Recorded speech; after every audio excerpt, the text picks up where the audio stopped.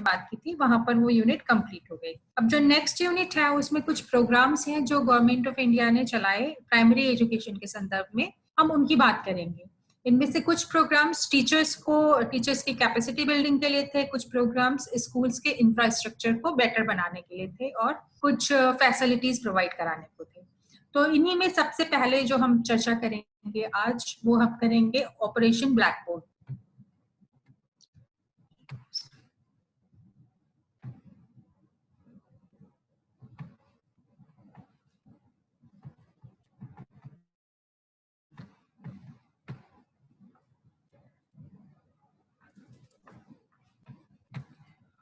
Operation black board जो चलाया गया था,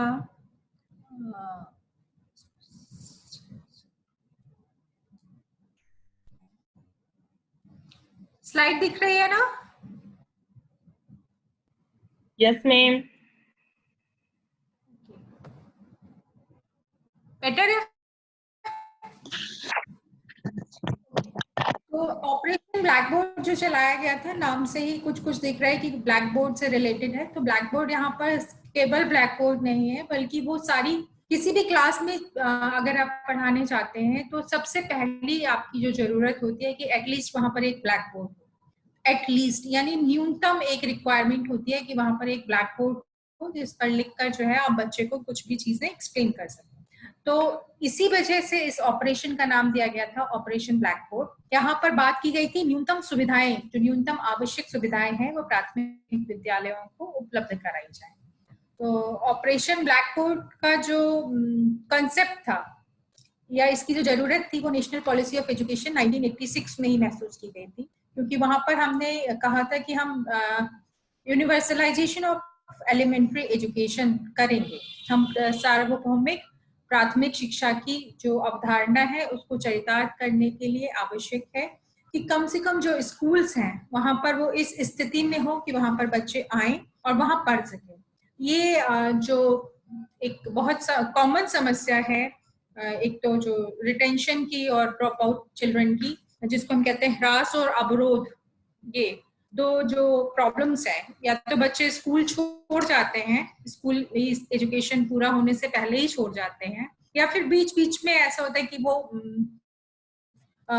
वो क्लास एक साल में कंप्लीट नहीं कर पाते। तो उसकी वजह है कि बच्चों को चीजें अच्छी नहीं लग रही हैं, आपका इंफ्रास्ट्रक्चर इतना खराब है कि बच्चा स्कूल नहीं आना चाहता, वहां बैठने की प्रॉपर स्थिति नहीं है, बारिश में पानी टपक रहा है, या उनके इतनी जर्जर हालत में है स्कूल का इंफ्रास्ट्रक्चर कि बच्चों की सेफ्टी को लेकर इश्यूज होते हैं।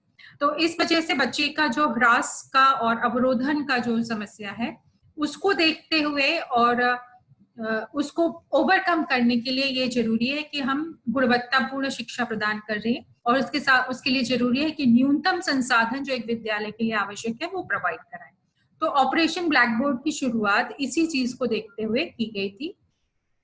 इसमें आज हम जो जिन चीजों पे चर्चा करेंगे, तो सबसे पहले हम बात करेंगे कि ऑपरेशन ब्लैक बोर्ड की पृष्ठभूमि क्या थी, जो हमने अभी चर्चा में काफी चीजें कही भी हैं कि ऑपरेशन ब्लैक बोर्ड जो है उसकी जरूरत इसलिए महसूस की गई क्योंकि बच्चों का रिटेंशन नहीं था, बच्चे ड्रॉप आउट हो रहे थे, बच्चे अगली कक्षा में पहुंचने से पहले ही विद्यालय छोड़ रहे थे, स्कूल आना अट्रैक्टिव नहीं था।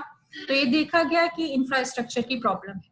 तो 1986 में की जब आपकी वो आती है, रिकमेंडेशन आती है, नेशनल पॉलिसी ऑफ एजुकेशन 1986 आती है, तो उसमें ही इस बात को कहा गया था कि हमको मिनिमम फैसिलिटीज स्कूल्स को देनी है। तो और उसके लिए एक ऑपरेशन चलाया गया 1987 में, जिसको हमने ऑपरेशन ब्लैक बोर्ड कहा।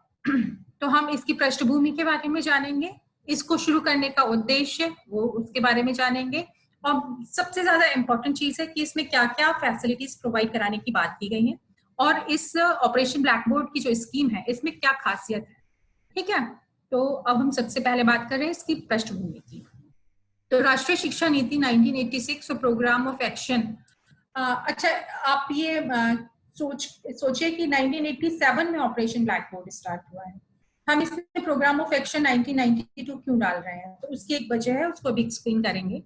राष्ट्रीय शिक्षा नीति 1986 और प्रोग्राम ऑफ एक्शन 1992 की संस्तुति पर विद्यालय वातावरण को समुन्नत बनाने शिक्षा की गुणवत्ता में वृद्धि करने तथा विद्यालयों में ह्रास और अवरोध की समस्या को दूर करने के लिए 1987 में ऑपरेशन ब्लैकबोर्ड की शुरुआत की।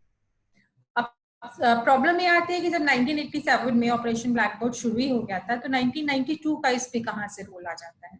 1987 में जब ये ऑपरेशन शुरू किया गया, तो जमीनी स्तर पे जब ये चीजें आई, तब ये देखा गया कि जो फैसिलिटीज उसको रिकमेंड की गई हैं वो बहुत ज्यादा प्रभावी नहीं है, उसमें कुछ इम्प्रूवमेंट की जरूरत है। एक बहुत इंपॉर्टेंट एस्पेक्ट ये भी देखा गया कि ऑपरेशन ब्लैकबोर्ड में हमने जो टीचिंग मटेरियल उपलब्ध कराया टीचर्स को, टीचर्स उसको यूज करने में बहुत ज्यादा एफिशिएंट नहीं है। जो टीचिंग लर्निंग मटेरियल टीचर्स को उपलब्ध कराया जा रहा है वो उसको यूज नहीं कर पा रहे हैं, शिक्षण में प्रयोग नहीं कर पा रहे हैं। तो ये आवाज कट रही है बाहर। बेटा नेटवर्क इश्यू होगा। आप जब ऑफलाइन देखेंगे ना, इसको एक बार देख लीजिएगा, वहां पर आवाज सही आएगी, अगर आपके पार्ट में नेटवर्क की प्रॉब्लम है तो हम बात कर रहे थे कि 1992 का जिक्र इसलिए आता है ऑपरेशन ब्लैकबोर्ड के संबंध में कि जब ये देखा गया कि क्या कमियां हैं। एक तो जो फैसिलिटीज दी गई हैं वो हमने सिर्फ प्राइमरी लेवल के बच्चों को दी हैं, अपर प्राइमरी में भी उसकी जरूरत है। जो टीचिंग लर्निंग मटेरियल हमने उपलब्ध कराया है ऑपरेशन ब्लैकबोर्ड के अंतर्गत, टीचर उसको यूज करने में केपेबल नहीं है, तो वहां पर एक दिक्कत है। और बहुत सारे ऐसे एरियाज हैं, बहुत सारे ऐसे स्कूल्स हैं, विद्यालय हैं जहां पर ऑपरेशन ब्लैकबोर्ड नहीं पहुंच पाया है। तो इन्हीं सब चीजों को देखते हुए प्रोग्राम ऑफ एक्शन जब 1992 में आया तो इन्होंने इसमें कुछ चेंजेस किए हैं। तो जो ऑपरेशन ब्लैकबोर्ड का कॉन्सेप्ट है उसमें इन चेंजेस को भी लिया जाता है, इनकी रिकमेंडेशंस को भी हम देखते हुए चलेंगे, इसलिए यहाँ पर दोनों ही चीजों की बात की जा रही है। उद्देश्य क्या है, ये हमारी चर्चा से ही आपको स्पष्ट हो गया होगा कि प्राथमिक विद्यालयों में जो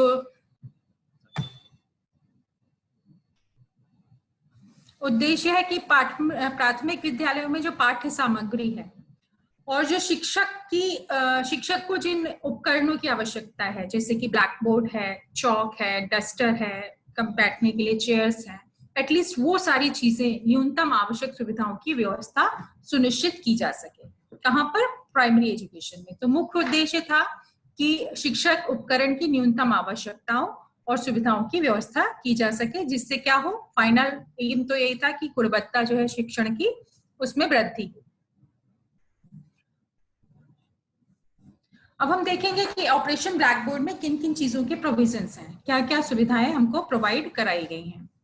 तो सबसे पहले तो इन्होंने कहा कि स्कूल में एटलीस्ट 2 कमरे तो होनी ही चाहिए। 2 कमरे, अब ये चीजें धीरे धीरे बढ़ती गई हैं। अब जिस समय 1987 में इसको लागू किया गया था तो उसमें सिंगल रूम में भी पूरा 1st से 5th तक के बच्चे एक सिंगल बरामदे में या सिंगल हॉल में भी पढ़ रहे थे, खुले में भी पढ़ रहे थे। इवन कुछ स्कूल ऐसे थे जहाँ बिल्डिंग्स भी नहीं थी।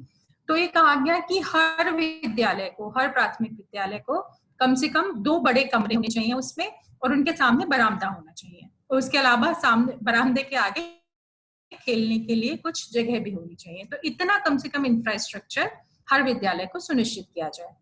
टीचर्स की बात करें तो कई जो विद्यालय थे वो एकल शिक्षक के द्वारा संचालित होते थे, मतलब वही हेडमास्टर है, स्टाफ भी नहीं है, वही हेडमास्टर है और वही टीचर है, वही 1 से लेके 5th तक के सारे बच्चों को वही पढ़ाएगा। तो हालांकि 2 शिक्षक भी सफिशिएंट नहीं है, मगर यहाँ पर शुरुआत की बात है, इसलिए 2 शिक्षकों की नियुक्ति का प्रावधान इसमें ऑपरेशन ब्लैकबोर्ड में किया गया और कहा गया कि इनमें से कम एक जो है वो महिला होनी चाहिए।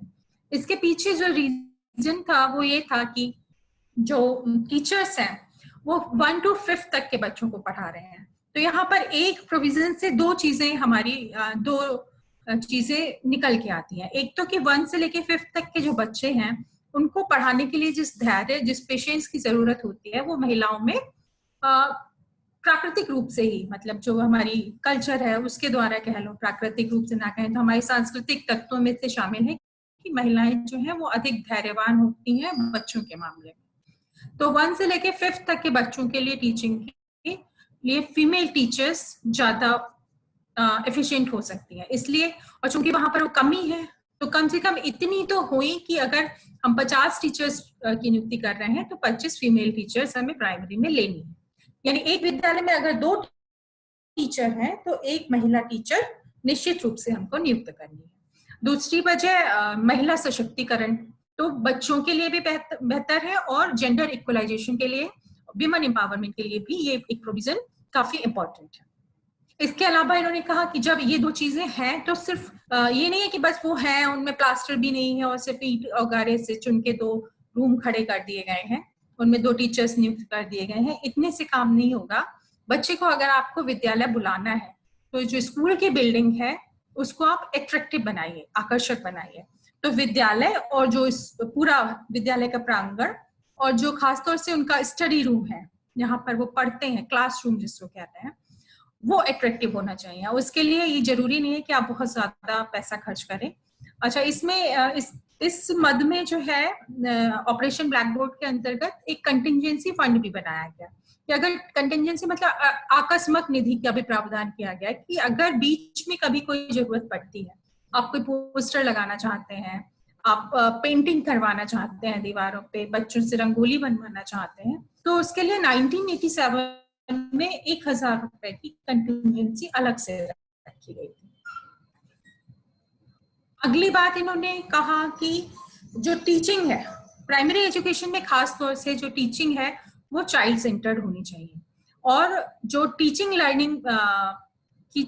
लर्निंग है वो रोट लर्निंग पे बेस्ड ना होकर एक्टिविटी सेंटर्ड होनी चाहिए। तो बाल केंद्रित और कार्यकलाप आधारित शिक्षण अधिगम की इन्होंने संस्तुति की है। बाल केंद्रित का अर्थ तो आप समझते हैं कि चाइल्ड साइकोलॉजी को ध्यान में रखते हुए। दूसरा कि बच्चों को एक्टिविटीज के माध्यम से कुछ ना कुछ। मैम आपकी आवाज बहुत कम हो गई है, अभी सही आ रही थी थोड़ी देर पहले।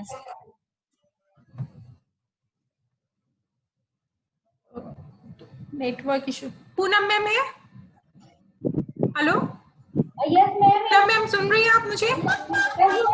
आवाज की।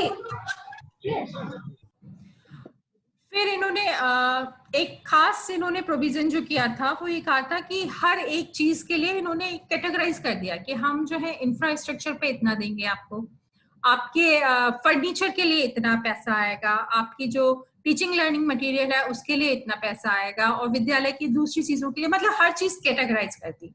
तो अध्ययन अध्यापन की प्रक्रिया में जो न्यूनतम जहां पर खर्चा किया जा सकता है उन सब चीजों को कैटेगराइज कर दिया कि इस मद में आपको इतना पैसा मिलेगा, कम से कम इतना पैसा आपको इस मद में मिलेगा ही मिलेगा, और इस मद में आपको इतना पैसा मिलेगा। तो जिस चीज के लिए पैसा आया है आपको उस चीज में वो काम करके देना है।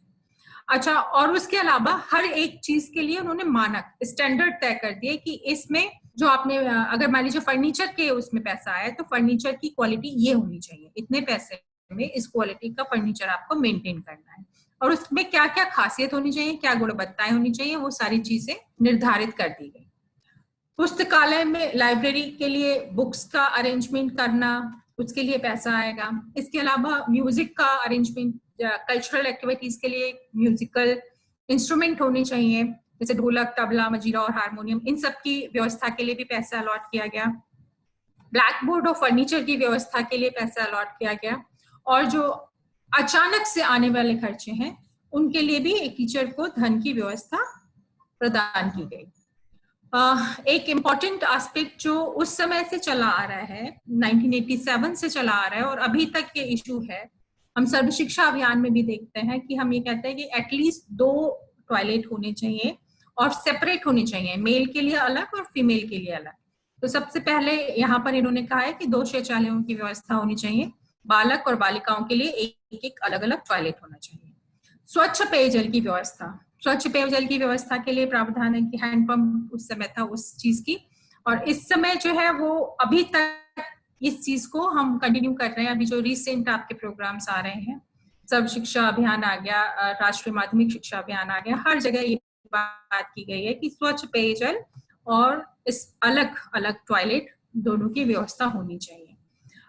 बच्चों की बात है, क्योंकि 5th तक की बात हो रही थी, इसलिए बच्चों को खेलने के लिए खेल सामग्री और खिलौनों की व्यवस्था, और साइंस किट में छोटे छोटे साइंस के इंस्ट्रूमेंट होंगे जिनसे एक्सपेरिमेंट कर सकता है बच्चा, या कुछ पिक्चर्स होंगी जिनके थ्रू उसको पढ़ाया जा सकता है, तो उन साइंस किट की व्यवस्था के लिए भी प्रावधान किया गया। अब हम बात करते हैं कि 1992 में क्या चेंजेस हुए। हमने पहले ही बताया था कि 1986 में जब ये लागू हुआ था प्रोग्राम ऑपरेशन ब्लैक बोर्ड, तो ये सिर्फ प्राइमरी लेवल के लिए था। अब इन्होंने कहा कि ये जो ऑपरेशन ब्लैक बोर्ड है, हम इसको और ऊपर तक ले जाएंगे, अपर प्राइमरी तक ऑपरेशन ब्लैक बोर्ड योजना का विस्तार किया गया। और अब ये कहा गया कि जहां जरूरत हो, प्राइमरी में जहां जरूरत हो, वहां पर आप 2 की जगह 3 अध्यापक अपॉइंट कर सकते हैं और हर अध्यापक के लिए एक एक कमरे की व्यवस्था की जाए। तो 2 इंपॉर्टेंट एस्पेक्ट इसके आए। एक तो जो है योजना का विस्तारीकरण हुआ, व्यापीकरण हुआ अपर प्राइमरी तक, और दूसरा 2 की जगह अब 3 रूम्स की व्यवस्था की गई। अब विशेषताओं पर अगर हम जाएं, तो आपने जो इसको देखा, बेसिकली हम अलग अलग पॉइंट्स तो उसको स्टडी करेंगे ही, लेकिन अगर हम इसके चिंतन करें कि ऑपरेशन ब्लैक बोर्ड का जो हमारा उद्देश्य था, एक तो हमने क्लासरूम को जो इंफ्रास्ट्रक्चर है उसको अट्रैक्टिव बनाया, बहुत आकर्षक बनाया। दूसरा, हमने जो टीचिंग और लर्निंग की प्रोसेस है उसको भी अट्रैक्टिव बनाया, उसको भी ऐसा बनाया कि बच्चे जो है खेल में सीख सकें, एक्टिविटी के थ्रू सीख सकें। तो दोनों चीजें हमने कैसे की, आकर्षक बना दी। तो हमारा उद्देश्य था कि अगर इंफ्रास्ट्रक्चर अच्छा होगा और टीचिंग लर्निंग की प्रोसेस जो है वो इंटरैक्टिव होगी और इंटरेस्टिंग होगी, तो हमारे बच्चे जो हैं, मैक्सिमम बच्चे स्कूल आना पसंद करेंगे और हमारा यूनिवर्सल एलिमेंट्री एजुकेशन का गोल कंप्लीट हो पाएगा। तो ये इसकी खासियत थी पहली बारी की। ये ऐसा नहीं है कि आप कहीं भी बच्चे को पढ़ा दें, आप कक्ष को अट्रैक्टिव बनाए, उस चीज पे भी फोकस किया गया। उसके अलावा इन्होंने जो कैसा रूम होना चाहिए, टीचर्स कैसे होने चाहिए, टीचिंग लर्निंग मटेरियल कैसे होने चाहिए, इसके बारे में बहुत ही क्लियर कट इंस्ट्रक्शंस दिए हैं। तो कहीं पर कोई इफ और बट नहीं, एकदम सीधी सीधी गाइडलाइंस है कि एटलीस्ट अगर हम पैसा दे रहे हैं तो हम एक्सपेक्ट करते हैं कि रूम ऐसा हो, टीचर्स इस तरीके से पढ़ाए और इस तरीके की टीचिंग लर्निंग मटेरियल का यूज किया जाए। तो इन सब चीजों पर जो जोर दिया गया है वो इसकी खासियत में आता है। ये फिर से वही बात है कि बाल केंद्रित एवं कार्यकलापों पर आधारित शिक्षा की सहायता से शिक्षा की गुणवत्ता में सुधार हुआ, ऐसा हम मान के चलते हैं। हालांकि आगे की जो रिसर्चेस हैं उस पे बहुत अट्रैक्टिव पिक्चर तो नहीं आती, लेकिन ये है कि हाँ सुधार हुए हैं पहले की बेहतर में। जहां पर आपके पास इंफ्रास्ट्रक्चर भी नहीं हो, वहां पर इंफ्रास्ट्रक्चर हो, तो कुछ तो बेटरमेंट हुआ है, लेकिन बहुत ज्यादा बेटरमेंट इसमें देखने को नहीं मिला। जो रिसर्च मैंने अभी रिसेंटली स्टडी की है उसके बेसिस पर मैं ये बात कह सकती हूँ। उसके अलावा आकर्षक विद्यालय, ये 1987 की बात है, तो विद्यालय आकर्षक हो और कक्ष में जो वातावरण है वो भी आकर्षक हो, तो बच्चे का जो विद्यालय आने के प्रति उत्साह है उसमें वृद्धि। आज कट के आ रही है, वो नेटवर्क इशू है। जब ये वीडियो अपलोड होगा और पीडीएफ से आपको पता चल जाएगा कि क्या कहा गया है, और जब वीडियो अपलोड होगा तो उसमें आवाज क्लियर आएगी, क्योंकि यहाँ से सही रिकॉर्डिंग में सही जा रही है। तो हम एक बार फिर से देख लें शुरू से हमने क्या क्या चीजें पढ़ी। सबसे पहले हमने देखा कि इसकी पृष्ठभूमि क्या थी।